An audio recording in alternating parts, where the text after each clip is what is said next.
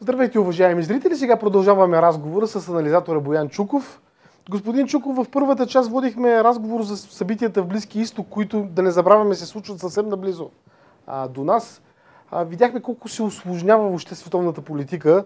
На този фон искам да намерим българското държание, да обсъдим това България дали знае мястото си в света и какво прави, тъй като, за съжаление, аз отбелязвам това, в българската преса отсъстват нюансите и не знам дали това е полезно по принцип за нашата позиция. Така, например, според вас, гледайки България в момента, има ли ясна външна политика? Външната ни политика има ли някаква цел? С изключение на тази, да слушаме какво ни казва Брюксел. Ами, знаете ли, за съжаление, колкото и да съм емоционално настроен по отношение на външната политика на България, трябва да ви кажа, че в периода, когато по време на правителството на господин Орешарски, по време на пътувания в чужбина и на неформални разговори с колеги от външните министерства на нашите страни, партньори, приятели от Европейския съюз, в това число и в Израел, хората винаги споделяха така малко притеснено: не можем да разберем каква е вашата външна политика и каква ви е стратегията. Просто, нали разбирате за какво става дума? Едни такива професионалисти, които следят много внимателно външнополитическите ходове, да не са в състояние да определят какво точно целим, какво искаме да направим. Това, разбира се, е в резултат на изключителната липса на професионализъм, и не говоря за средното ниво на състава, който е във външно министерство. Аз говоря за тези, които взимат политическите решения. Трябва да ви кажа, че не без гордост,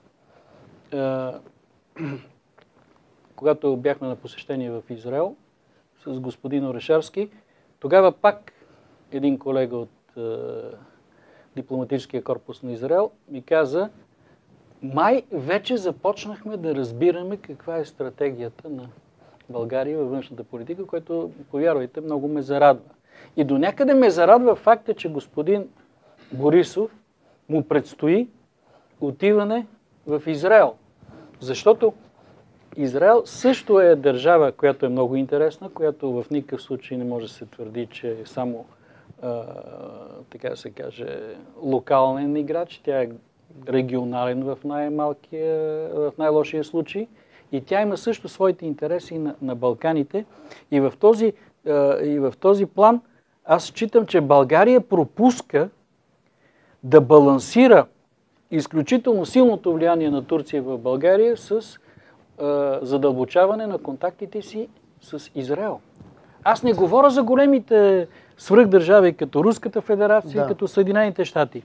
Искам само да напомня на нашите зрители, че 2012-2013 година министър на външните работи на Израел лансира една идея за създаване на една група за борба с природните бедствия и авариите. И в нея, забележете, кои страни влизаха: Израел, Кипър, Гърция, България и Румъния. Интересна комбинация, да, не може да се отрече. Значи, и по времето на господин Орешарски ние се опитахме точно тази ос във външната политика на България да я задълбочим и да се опитаме да направим наистина една такава група, която, разбира се, темата аварии и бедствие е само начало, крайъгълен камък, а след това бихме могли да надграждаме в интерес на народите от споменатите страни. Но след падането на правителството на Орешарски всичко това отиде в забвение и се появиха тук историите, които, за съжаление, еднозначно показват до каква степен сме се обвързали с Турция. Да. И вероятно това е една от причините да фактически да бъде изхвърлен този вектор във външната политика на България, който, ако беше развит в момента, щеше да балансира събитията, които стават в момента. Хубаво е, че припомняте това за Пламен Орешарски, тъй като според новата митология на умните и красивите, Орешарски не бил канен никъде, е бил в международна изолация. Хубаво е да се чуе и това, че не е бил. Но въпросът ми е друг. Вие казахте, България изпуска възможността да си взаимодейства с Израел, да противодейства на турското влияние у нас. Припознато ли е изобщо това турско влияние? Осъзнато ли е според вас на висше българско ниво, тъй като и до днес по телевизиите шестват хора, наречени анализатори, които твърдят, че Ердоган е естествен съюзник на нашата страна. Лично бих много се опасявал така откровено и директно да кажа, че Ердоган е съюзник на България. Ще ви кажа защо. Управляващата партия в Анкара, някой много деликатно, аз също периодически казвам, че това са братовчедите на мюсюлманските брати. А знаете, че мюсюлманските брати ги изхвърлиха от Египет и въобще мюсюлманските брати се оказаха една организация, която донася радикално ислямизиране на страните, в които те взимат властта. Ако си спомнете, в Египет военните издържаха не повече от една година, година и нещо. Да, и махнаха Мурси, да. Понеже преди малко ме питахте и каква ще бъде съдбата на Ердоган. Мен се ми се струва, че съдбата му ще бъде като на Мурси в Египет. Абсолютно възможно. Трябва да ви кажа, че по отношение на Турция ние сме много назад и то най-вече по отношение на това да покажем на нашите турски партньори, че начинът по който те провеждат своята политика в България е абсолютно недопустим за една страна, която има претенциите да бъде наш партньор, добър съсед и още повече, че ние на български територия имаме български граждани, които са мюсюлмани.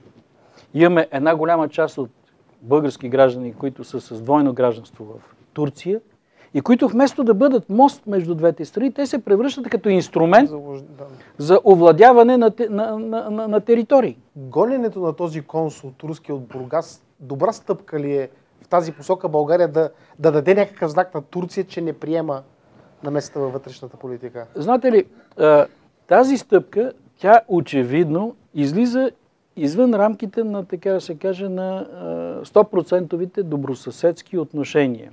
Това е един намек, един сигнал, че нещо в нашите двустранни отношения куца. Но въпросът е друг.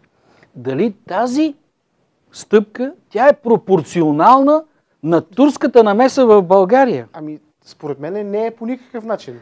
Според мен тук, понеже беше и превъзбудено общественото мнение в България, това аз по-скоро го виждам като начин да се замаже ситуацията, да се каже, ето вижте какво се случи, взехме веднага мерки, изгонихме там един дребен служител, сега дали е точно дипломат или имам, вече въпросът е и следния. А като е влязъл в България, нима тези, които са му дали, не са знали, че е такъв. Които са го приели тук и по линия на Министерството да не са знали, че не е имам. Тоест, тук управляващите в България носят немалка част от вината Турция да се държи по този начин в нашата страна. И тук, понеже сега в момента е нарочен господин Сулейман Гьорче, посланника на Турция, сега вече се намериха много хора, дайте да го изгоним, дайте. Уважаеми приятели, това е посланник, който е изпратен в България да защитава интересите на Турция. И когато някой му позволява неговата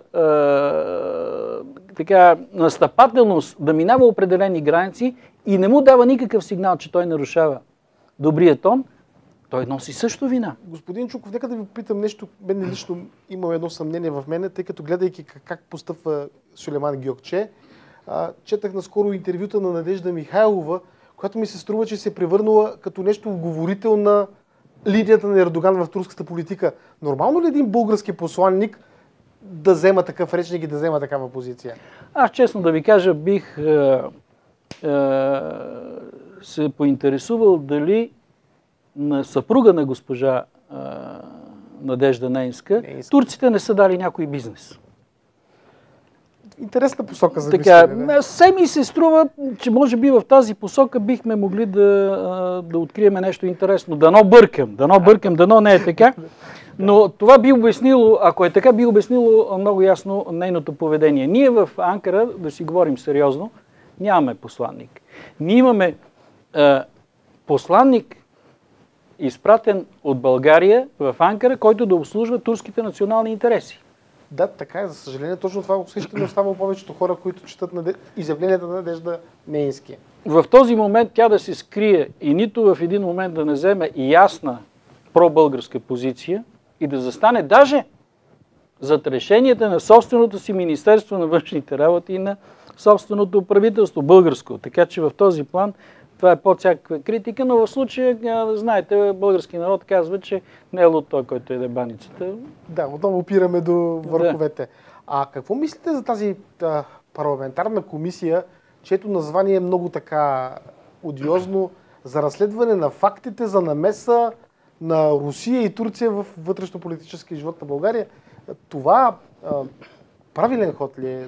Как го оценявате? Това е един изключително нескопосан ход да се увъртолят и Руската федерация и Турция в един пакет и фактически проблема с Турция в нашите двустранни отношения някакси да се размаже и да не бъде разглеждан по един сериозен начин. Мисля, че това е по-скоро прах в очите, така хвърляне на колкото имитация на дейност. Аз ще ви кажа откровено, този въпрос въобще не е за комисия в парламента. Този въпрос би трябвало да се занимават специалните служби на България, би трябвало да се занимава Министерство на външните работи на България, а не да превръщаме българското обществено мнение да бъде информирано за всякакви дребни детайли, които на практика трябва да се акумулират, да се анализират от съответните чувствителни институции и да се предлагат решения на държавното ръководство, което да реагира в зависимост от ситуацията и в зависимост от българските национални интереси. За съжаление, тази комисия ще се превърне в една говорилня, една обикновена говорилня. Никакъв ефект няма да има. По-хитрите политически формации се поскриха, отсъстваха. Добре, но една от формациите, от опозиционните формации, открито застана за тази комисия. Затова нека да ви попитам направо. Грешка ли от страна на БСП, че подкрепи подобно нещо? Изключително груба грешка. Защо? Защото участието на БСП в тази комисия е в пълен разрез с разбиранията на собствения електорат. Тук вина носи ръководството и след това, нали разбирате, другите партии си изтеглиха, хората не искат да ги вкарват в комисията. БСП отиде и вкара господин Зафиров от Бургас, който след като унищожи БСП в Бургаска област и на последните избори няма нито един кмет, сега го сложиха да оправя българо-турско-руските отношения. Нали разбирате, че това е абсолютна безсмислица, просто намиране на работа и опит за печелене на ефтини политически дивиденти, но вече не ми е ясно пред кого, защото БСП електората в никакъв случай не приема това поведение. Да. А създаването на такава комисия, аз не видях някой да го коментира в този аспект. Не е ли в състояние да влоши допълнително нашите отношения с Русия? Какъв външнополитически знак дава по принцип? Естествено, че влошава отношенията. Ако сте забелязали, от руска страна вече въобще не се говори за управляващите в България, а се говори за българския народ. Говори се, че българския народ има добро отношение, има приятелско отношение по отношение на Руската федерация, но никой не цитира определена политическа партия, с която да се твърди, че има нормална, разумна политика по отношение на Руската федерация. Добре, ако трябва пак да стигнем пак до други такива ключови въпроси, прави впечатление така напоследък, че Великобритания успя да си извоюва някакви преференциални условия от европейския... Точно това щях да ви кажа. Вижте, поведението на Великобритания разби в пух и прах тези платени анализатори, аз ги наричам от информационния спецназ. Че, нали, когато стане дума, ние трябва да си защитаваме националните интереси и тази група веднага изкача. Ама чакайте, как ще ги защитаваме? Ние сме членове на НАТО, ние сме членове на Европейския съюз. Не може. Ние сме в колектив. И сега вижте какво се получи. Великобритания получи особен специален статут. Великобритания с този статут получи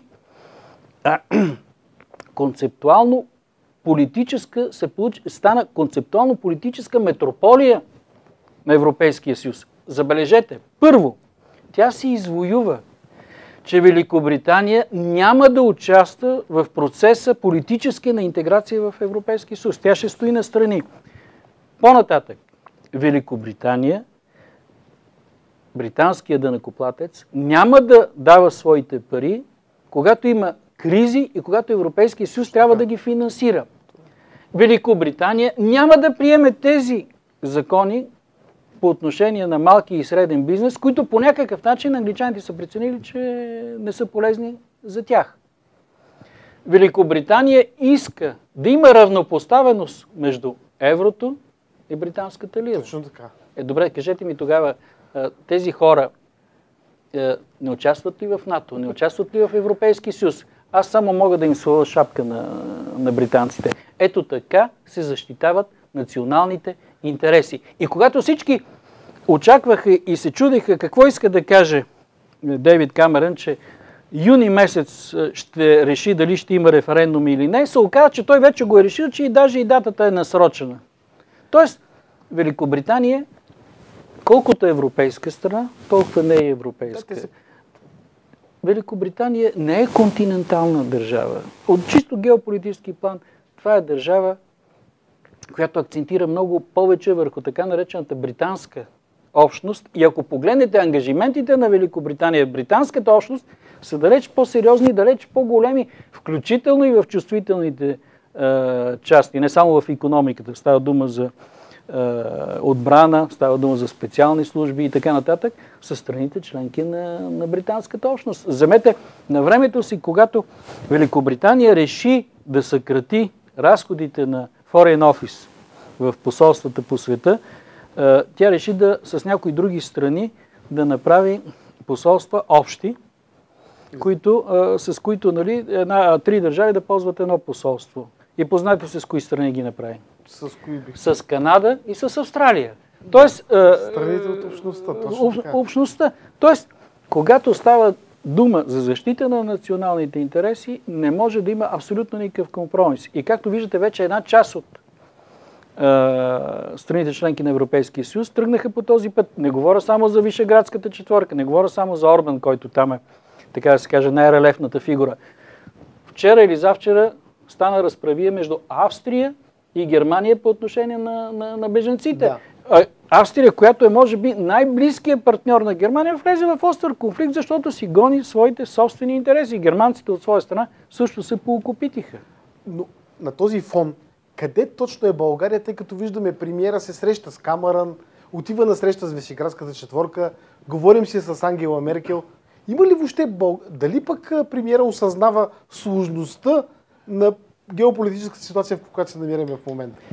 Вижте, в момента, в който видях, че нашия премиер лобира за тази зона буферна в Сирия, да, вярно, че той си изяви с писмото на Давутоглу, и вие видяхте, че сега се оказа, че срещу тази зона са и руснаци, и американци, и Турция остана абсолютно сама и няма абсолютно никаква подкрепа от страните членки на НАТО. В Европа, в Европейския съюз започна да се вдига шум, че Турция рекетира Европейския съюз с бежанците. Ние в този момент да се окажем Вестово и Димо на Анкара е повече от жалко. Тоест, според вас това издава, че България все още е като, как да го сравним, като листо в бурни води, клатете където вълните отива или как? Когато не знаеш къде отиваш, никой няма да стигнеш до своята цел. Благодаря ви много за този разговор, господин Чуков. Благодаря.